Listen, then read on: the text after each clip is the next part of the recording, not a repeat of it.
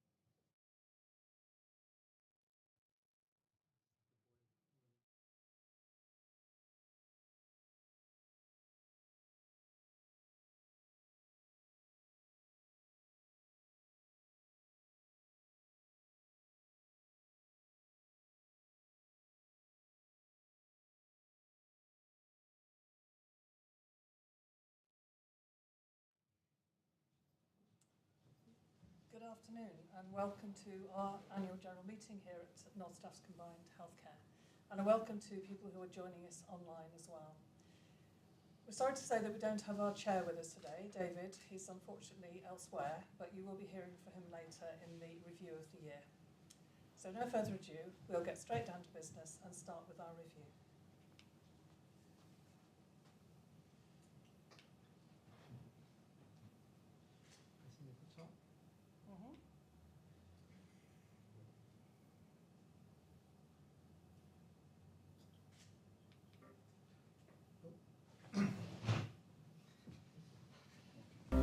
Hello.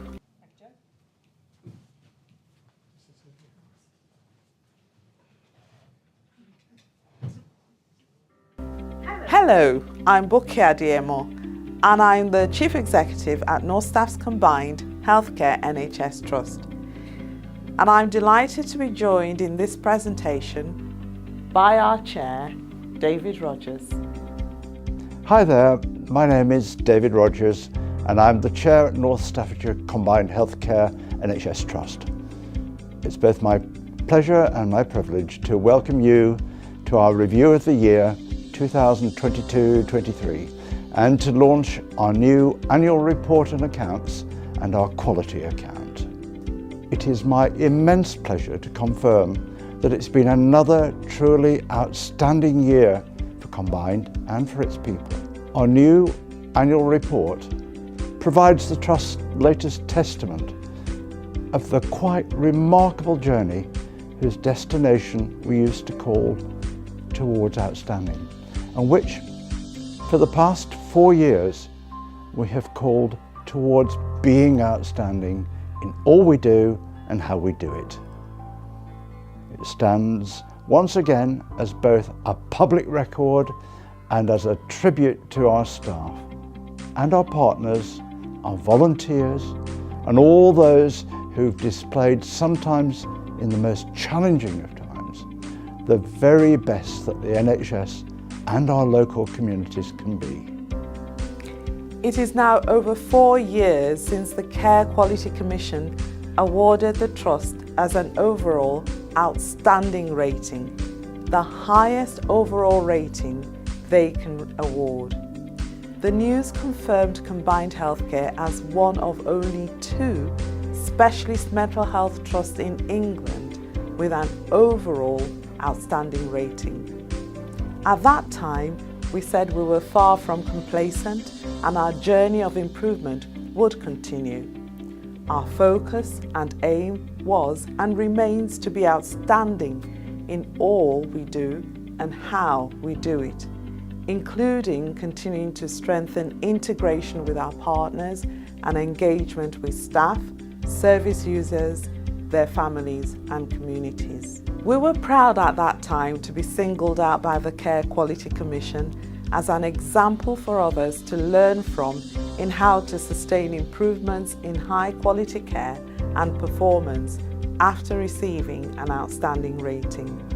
The new annual report demonstrates how that relentless pursuit of continued, sustained improvement and innovation burns as brightly as ever at Combined. This includes unveiling our new 5-year Trust strategy, the future of North Staffordshire Combined Healthcare NHS Trust 2023 to 28. This was developed after many months of work and engagement with our staff, our service users, external stakeholders, to deliver a strategy which addresses the needs of our diverse local population, whilst remaining true to our Trust values. Of course, the bedrock of our success is our commitment to delivering outstanding services that live up to our promise of being safe, personalised, accessible and recovery-focused. We set out in detail how those services are organised, delivered and continue to achieve against that pledge. We are particularly delighted and proud that in this latest year covered by this annual report, North Staffordshire Combined Healthcare won the prestigious award of NHS Trust of the Year at the National Health Service Journal Awards. This was the first time a mental health trust won this accolade. I have to say, it's not just a delight for Combined, it's an absolute joy for all mental health NHS trusts that a mental health trust is flying the flag for us all. Our delight was compounded by our memory clinic also being recognised as the Psychiatric Team of the Year, Older Age Adults at the Royal College of Psychiatrists Awards 2022. We place on the record our pride at delivering an unprecedented 24th consecutive year of achieving financial surplus, making us one of the strongest financial performers in our region. This performance enables us to provide examples of our determination to deliver historic capital investment in the medium-term future.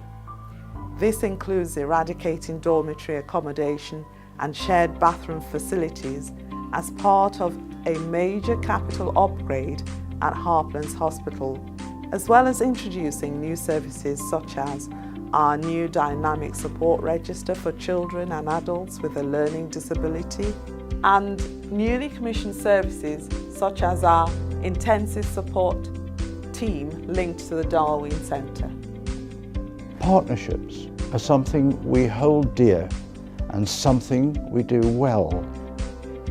We are proud to have worked, for example, with local government colleagues, the voluntary sector, and organisations such as Port Vale Football Club and Stoke City Football Club to introduce community lounges and family hubs to support our local populations directly in the communities they call home. We've continued to develop and advance the NHS vision for integrated care and new models of delivery towards a strong Staffordshire and Stoke-on-Trent in their integrated care system. We were delighted that our finance team, alongside our system colleagues, received recognition for their excellence by winning the 2022 HFMA Finance Team of the Year Award.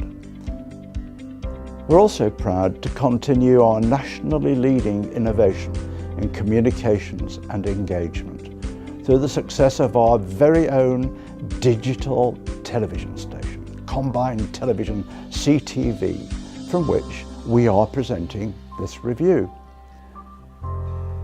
As well as introducing a new digital production studio in our Lawton House headquarters, providing immersive training and state-of-the-art digital production facilities. 2022-23 was a year when we were delighted to welcome and showcase our outstanding services to a host of national leaders, including NHS England's Chief Executive Amanda Pritchard, the Chief Executive of NHS Providers and the NHS Confederation, Sir Julian Hartley and Matthew Taylor, and the Shadow Secretary of State for Health and Social Care, Wes Streeting. On a personal note, I was proud to be elected to the board of the NHS Confederation's Mental Health Network.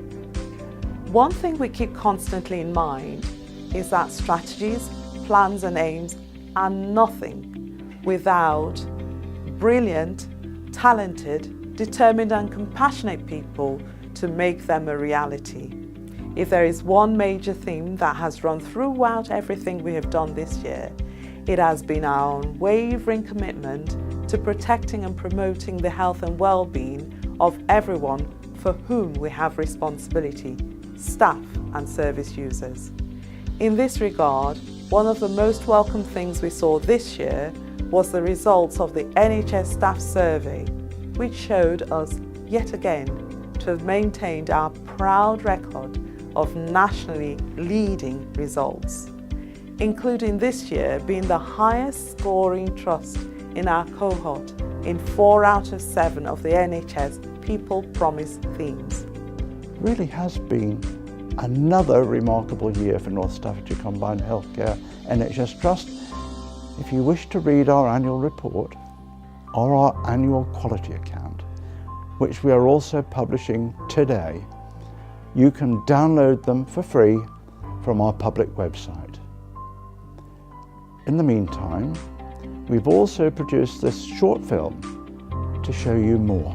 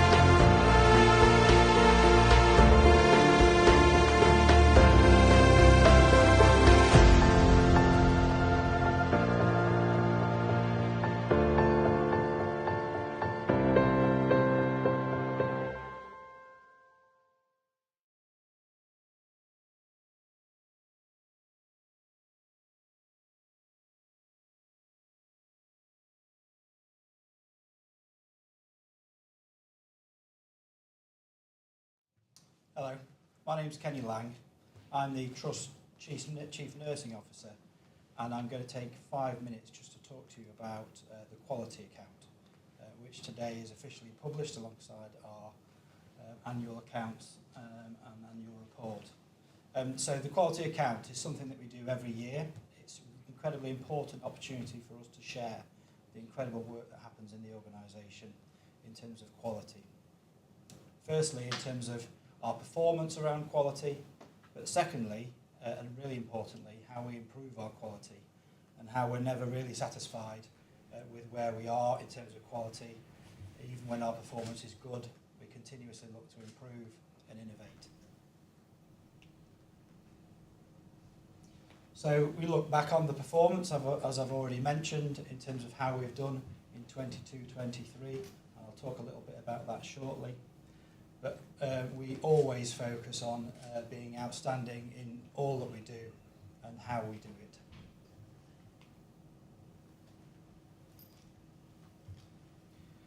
So firstly, just for a couple of minutes, I just want to talk about our quality priorities. People will be familiar with these, but it never bears, it's always helpful to repeat. So we have got our 4 quality priorities. Firstly, our services will consistently be safe, because without safety we can't deliver quality. And we've always striving to make sure that we innovate in this area and are incredibly attentive to it. The second is that we will be personalised, so that all of our care will be personalised to the individual needs of everyone that uses our services. Thirdly, that our processes and structures will guarantee access. So in mental health, traditionally and historically, it has always been quite challenging for the general public and users to navigate the systems in terms of mental health. Historically, it was always a bit of a mystery. Lots of services were perceived to be built behind closed doors and walls, and we are absolutely striving to make sure that access is easy and simple, and that people don't find it difficult to get support with their mental health needs.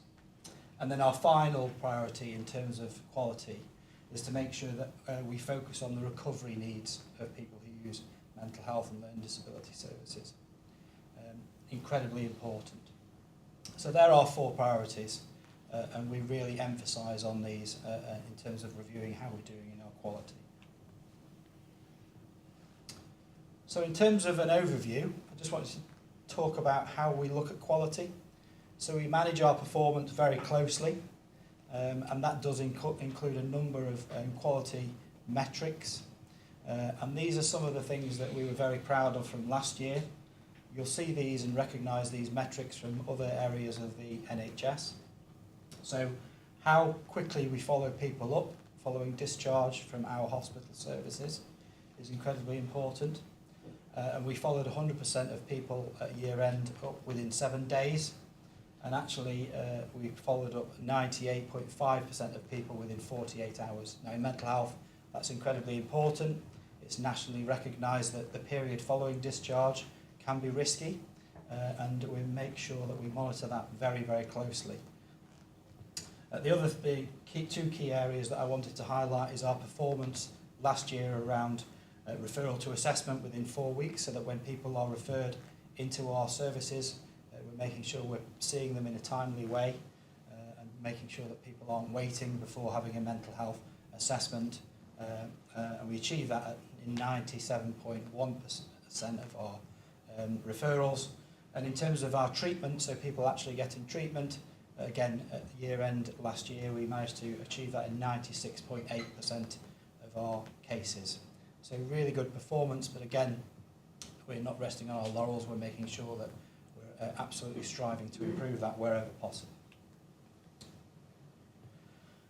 So in terms of some highlights from our quality account, I just wanted to pull those out. In terms of our safe quality priority, we've continued to do fantastic work on our zero suicide ambition. We regularly work with partners in terms of showcasing work in this area.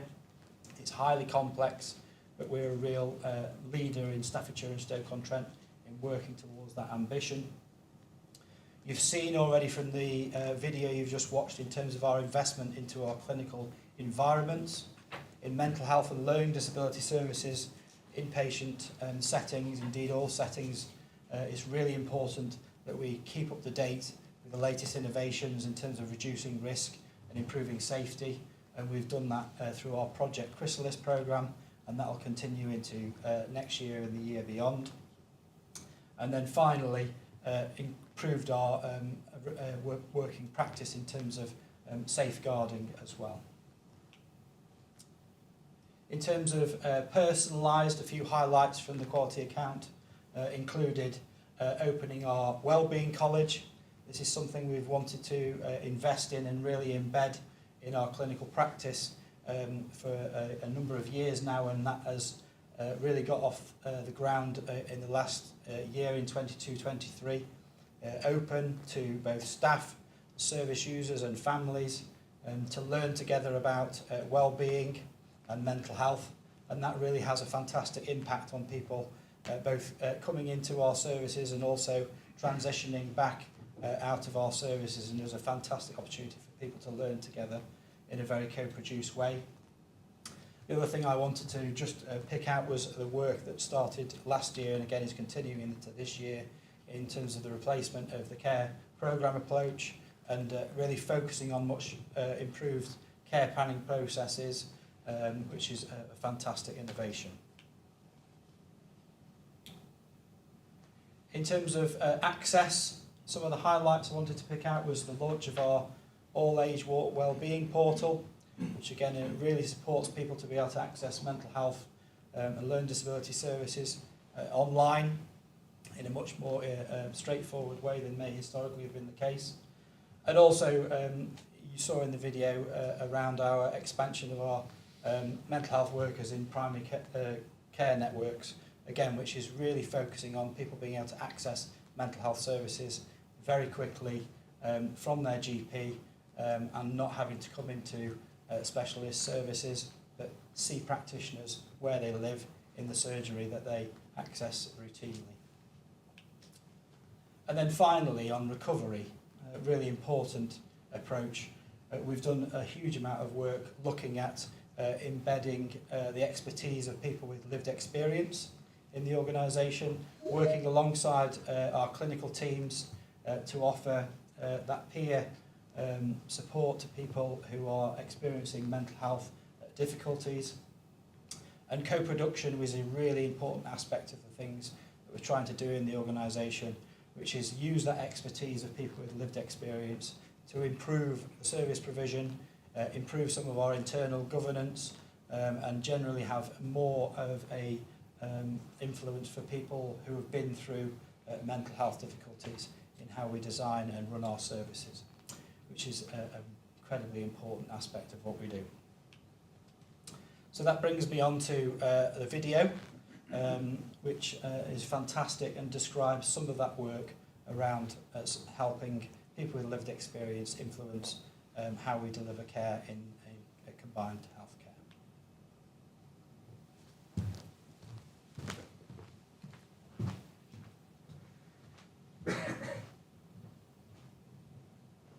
My manager has always said, if you live with mental distress, you've got superpowers.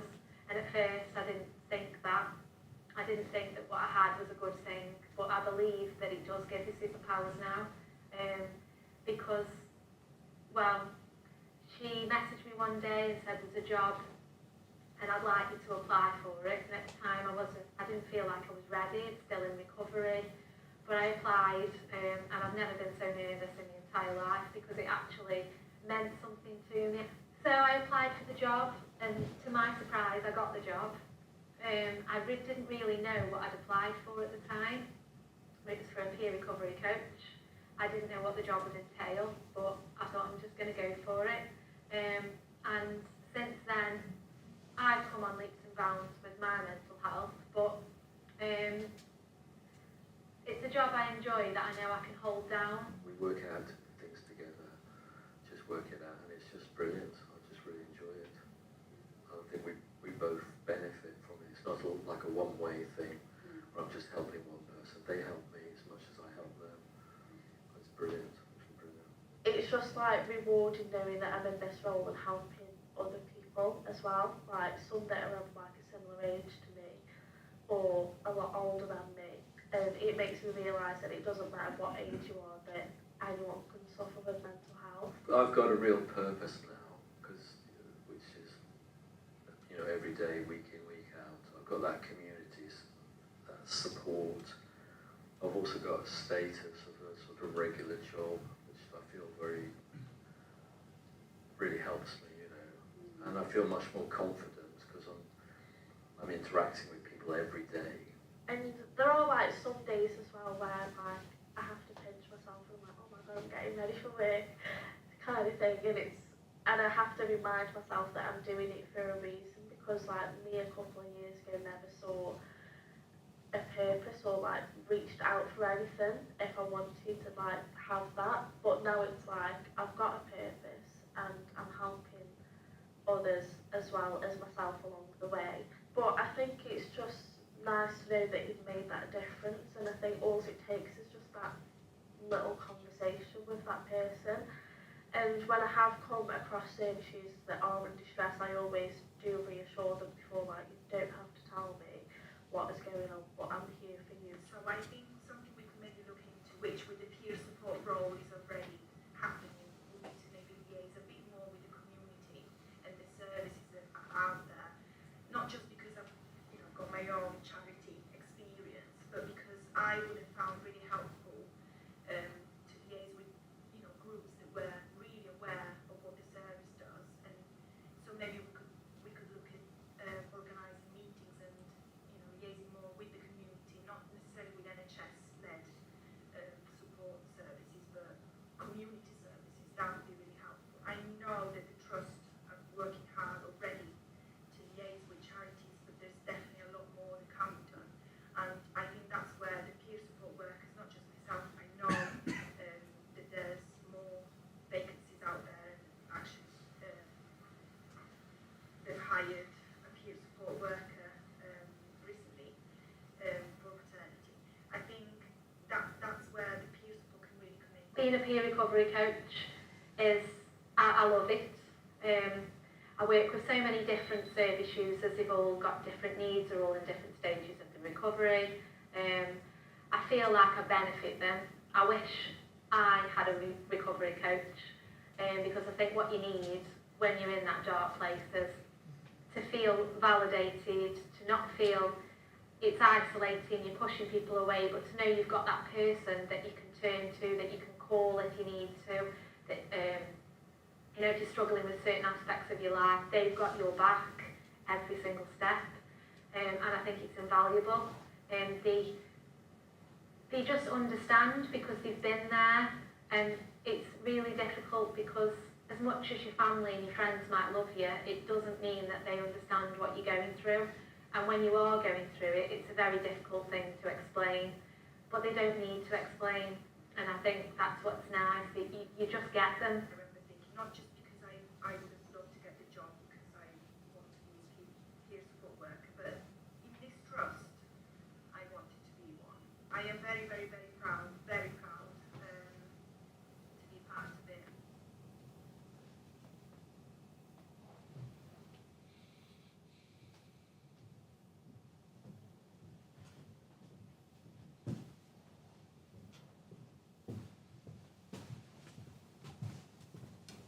Good afternoon, everyone. My name's Eric Gardner. I'm the Chief Finance Officer and Deputy Chief Exec. At Combined, we've always been proud of the stewardship of our resources. I'm delighted that last year saw us delivering our 24th consecutive year of financial balance, although it is becoming tougher. Our continued outstanding financial performance enables us to invest in patient services for the future. As an NHS trust, we have a statutory duty to break even, and that means staying within our budget and not make a financial loss. In line with previous years, the trust has agreed to a fixed funding mechanism with our integrated care partners. To achieve our element of the system envelope, we are required to deliver a trading surplus of at least break even, and I'm delighted to report that we overachieved our target and delivered a surplus of £380,000. We also met our cash and capital targets, although we did fail the Better Payment Practice Code. This next slide just really highlights our performance compared to last year, where last year we delivered a higher surplus, but that was due to receiving income at the very year end that we couldn't spend anything with. But it does show the growth in the organisation, where our income has considerably increased from last year compared to this. So what did we spend our money on? We spent £163.7 million. Oh, sorry, I'm getting ahead of myself. We received income of £163.7 million last year, and most of that comes from the NHS and is spent on providing healthcare to our patients and service users. So what did we spend that on? We spent £163.5 million. Nearly 60% of that goes on our staff and paying wages, and another large chunk of it is spent on purchase of healthcare outside of the NHS. We also spend money on capital. So each year we invest some of our money on what is referred to as capital. This is longer term spend for assets with an economic life of over a year. This would usually include expenditure on new buildings, improving our existing buildings, or buying equipment and updating our IT infrastructure. During the year, we spent £6.6 million on capital, and this money was spent on enhancing our network and digital capability, and we also conducted important maintenance on buildings and premises and invested in reducing the risk of ligature. As has already been mentioned, we've invested in the Heartlands Hospital as part of our long-term project of eradicating dormitories. In excess of £15 million will be invested in this project over the next 3 years, with a scheme due to be completed in 2025. During the year, the Trust spent £5.5 million on this project. As with all NHS trusts, we have a limited budget and we need to make sure that every pound we spend is spent wisely. All NHS trusts must deliver efficiency. And our Chief Medical Officer and Chief Nursing Officer make sure we don't impact on quality and safety through independent quality impact assessments whenever we try and achieve some CIP. As I mentioned earlier, we didn't achieve the Better Payment Practice Code, which states that we have to pay invoices both in terms of volume and value within 30 days. So we achieved 92% and 93% respectively. So still a good performance, but we didn't quite achieve the target. The Trust did remain, though, within the external financing limit and capital resource limits. The external financing limit is a limit on the amount of cash that the Trust can spend on activities during the year, and the capital resource limit is the amount that we can spend on capital projects within the year, and both of these we achieved. Finally, a little bit looking forwards to this year and beyond. It is getting harder. We have a difficult financial backdrop in 23-24, and it's not going to get any easier. We have risks around high inflation, particularly around the PFI contract, and there also is continued industrial action, as people are aware of across the NHS. However, we are really well placed to deliver these and manage within these challenges going forwards. So it's a compliment to everyone who works in the organisation that we manage to strive for this success year in, year out. So that just leaves me to say thank you to everyone.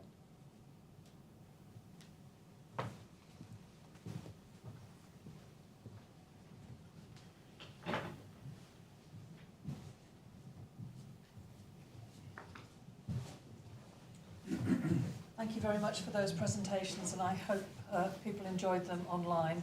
Apologies if there were some sound problems with the early part of the presentation. I hope that didn't detract too much from understanding what was going on, and you were able to follow on the subtitles. So it's great, isn't it, to hear that we've delivered great services in an innovative and compassionate way during the year, and we still stayed within our financial remit. So thank you very much. I'll echo Eric's thanks to the staff and to the leadership of the Trust for all of the effort they put into that during the course of the year. We now have time to take questions from members of the public. So if there are any questions, please go ahead. So we've got one in the room. Thank you.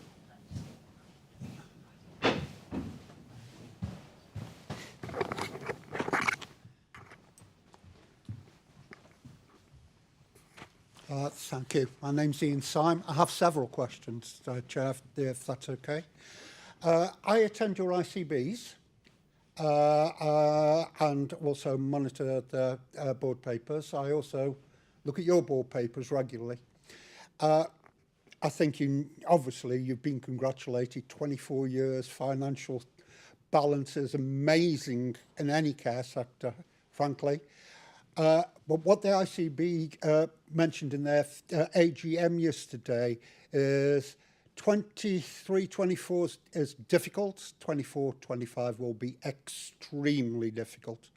And obviously this will have impact on all forms of service delivery.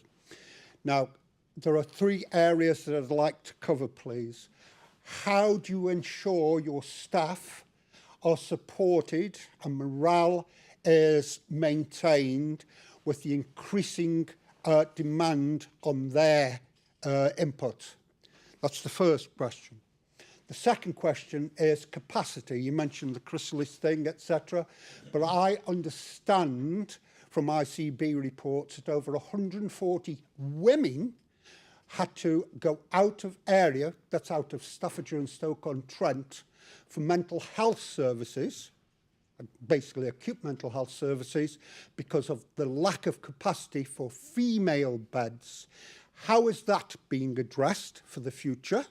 And also, how are psychiatric intensive care unit beds being addressed? Because we know there is an extreme shortage of those throughout the West Midlands.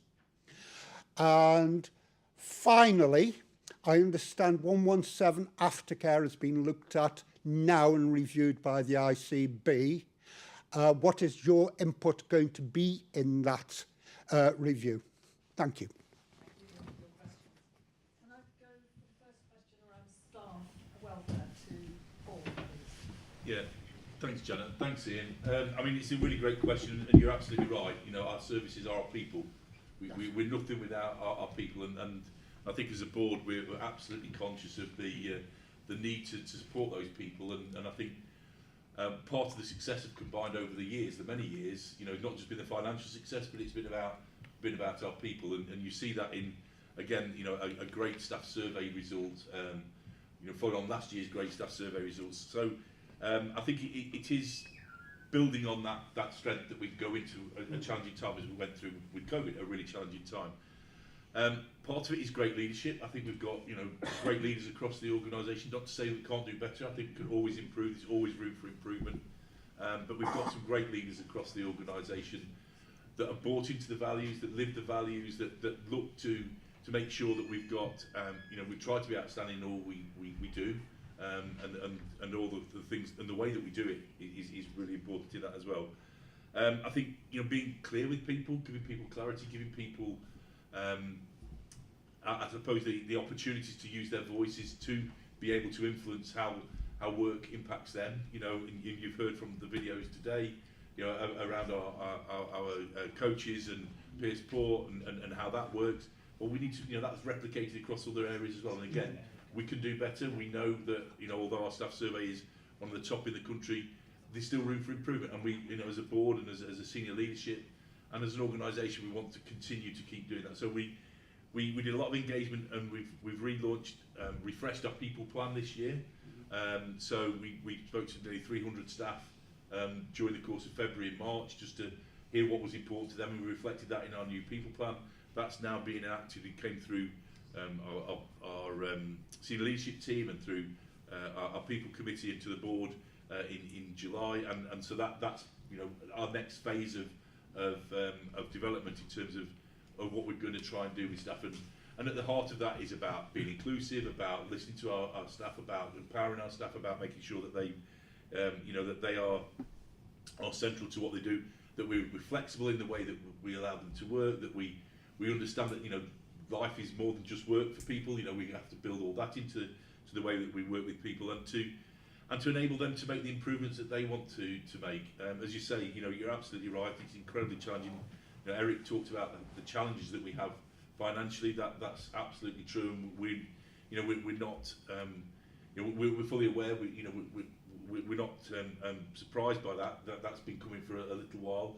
And nor are our staff. We're being very honest with our staff, and we're trying to get them into the right place. And I think, you know, it's all of our responsibility, and I'm very proud of the way that the board takes responsibility for ensuring that we, you know, not just do but act in the right way to make sure that our staff are listened to, that they're empowered, and that we make the changes that build around them. Because as we said, where we started from, you know, our staff are our organisation. Our services are nothing without them. Thanks very much, Paul. Is that okay, Ian, on that one point? The only follow-up I would have there are staff, if they've got issues, they can escalate those issues. It's freedom to speak up. Yeah, absolutely. And your whistleblower policy, and that happens without fear or favour. Absolutely. And yeah, absolutely. And we have I think again, if you look at our staff survey, you know, we're one of the better responses in terms of, people feeling they're able to speak up, but again, we've still got room for improvement. We've got a really great freedom to speak up guardian who's got access and visibility to the board, and Janet as chair of our people committee knows that, you know, and is our non-executive freedom to speak up lead as well. And you're right, you know, it's vital that people have that vehicle to raise concerns through the guardian, through the trade union representative, through their leaders, through anyone. But those things need to be escalated, and we need to be acting on them and reacting. And I have to say, coming back to the organisation, I think we do a really great job in that. But again, we've got more that we can do, and we recognise that we've got more that we can do. We're not being complacent around it. Thank you very much. So we had 3 other questions, 1 on finance and 2 on capacity. If my memory serves me well, you're testing me on a Friday afternoon. You're going to do 24, 25. Okay. You know there's a storm coming. So we'll go to Eric on finances for next year, and that'll give Kenny time to think about the other 2 points around capacity, if that's okay. Thank you, Chair. Thank you, Ian, for the question. All things being equal, our long-term plan looks robust. Right.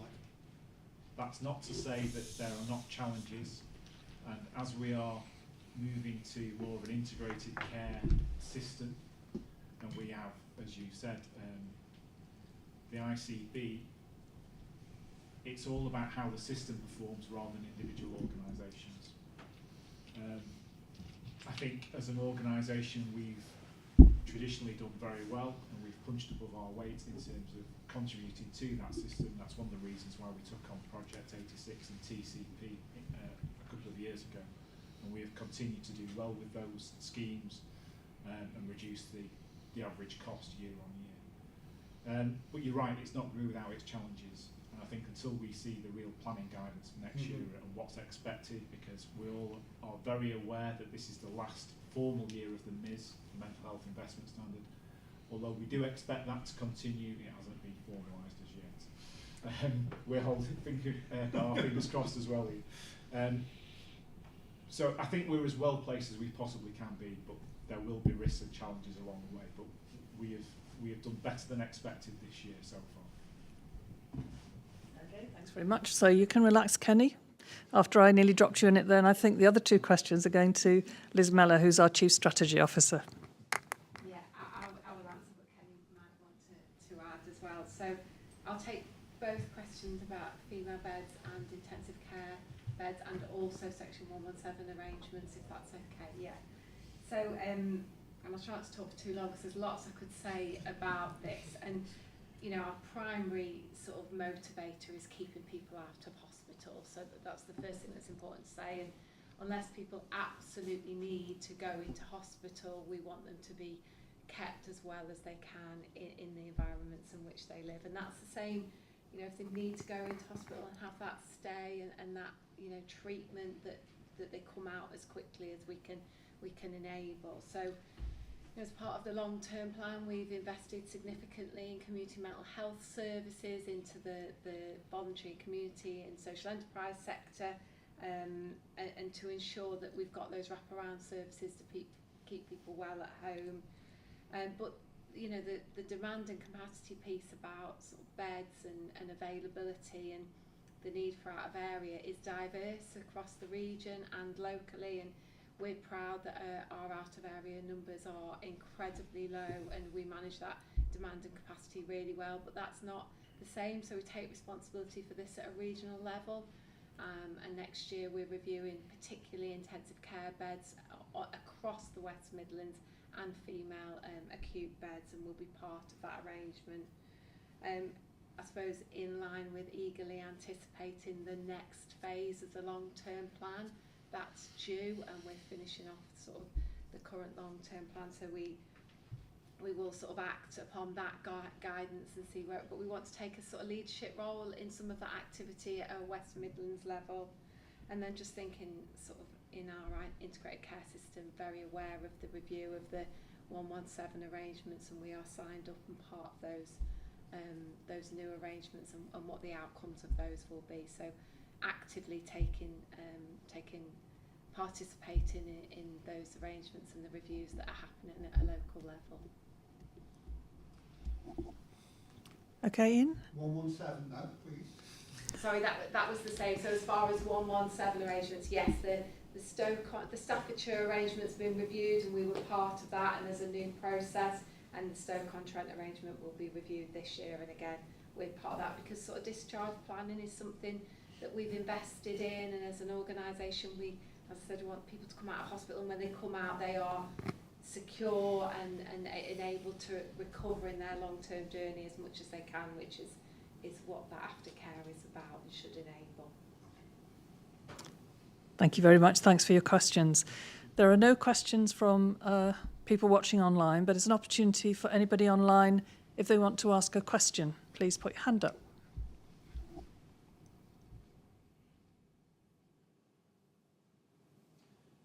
Nothing, I think, at the moment. And how about anybody in the room? Anybody who'd like to raise a point or ask a question in the room? No? Well, I think it just remains for me to thank everybody for attending, thank the team for putting the presentations together, and to wish you all a very pleasant rest of the day. Thank you very much.